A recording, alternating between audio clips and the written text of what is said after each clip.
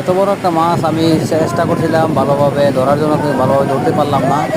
এটা ভালোভাবে লাগে নাই, তার জন্য আর কি ওই যে আরেকজন আসছে এটা দেওয়ার জন্য। তো মাছটা টানটা উঠামো, এই যে আমারটা ছুটে যাবে, ছুটে গেছে আমারটা, কারণ ভালোভাবে লাগে না বিদায়। যদি ছুটে যেত তাহলে তো মনে করো বড় একটা মাছ চলে যেত, কাঁচারও যেত। দুইটা তিনটা বাড়ি দিলাম, মাছটা মারলাম। এখন বাইরে জানি মাছটা কাটবো, সবাই দেখে একটু সুন্দর করে মাছটা করে কাটি। যে মাছটা কাটাছি, এখন কাটা শেষ হয়ে গেলে তারপর আপনার ওই যে